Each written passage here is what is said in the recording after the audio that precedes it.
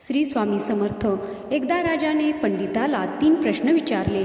ईश्वर कुठे राहतो, ईश्वर कसा मिळेल आणि ईश्वर काय करतो? अचानक हे प्रश्न ऐकून पंडित गडबडून गेला व म्हणाला, या प्रश्नांची उत्तरे मी उद्या विचार करून देतो।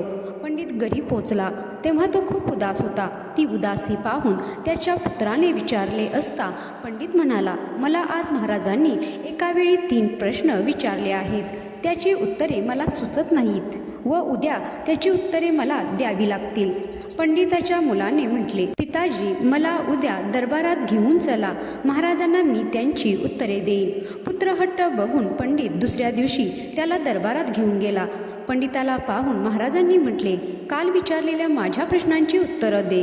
पंडित म्हणाला, महाराज आपल्या प्रश्नांची उत्तरे माझा मुलगा देईल। महाराजांनी मुलाला पहिला प्रश्न विचारला, सांग ईश्वर कुठे राहतो?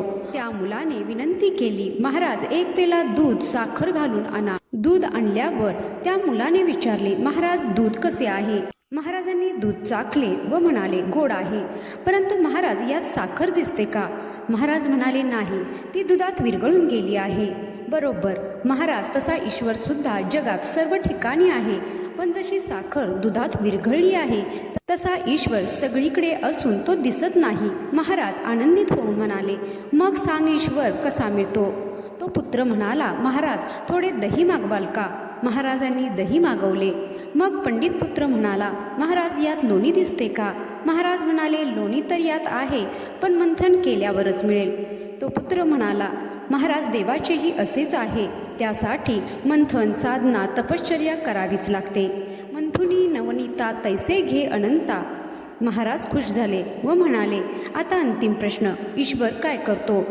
तो पुत्र म्हणाला, महाराज यासाठी आपल्याला मला गुरु म्हणून स्वीकारावे लागेल। महाराज बोलले, ठीक आहे, तुम्ही गुरु व मी तुमचा शिष्य।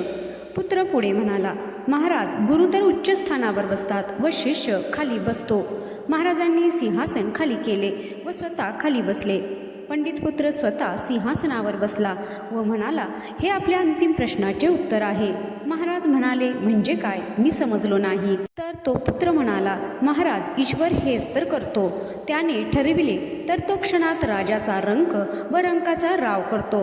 तर मंडळी, या कथेचा बोध हाच की ईश्वराला इतर दुसरीकडे शोधण्यापेक्षा ईश्वर हा आपल्या अवतीभोवतीच आहे। त्यामुळे देव आहे की नाही हे खरे खोटे करण्यापेक्षा एक अदृश्य शक्ती आपल्या नेहमी पाठीशी आहे हे कायम लक्षात ठेवा। जय श्री स्वामी समर्थ।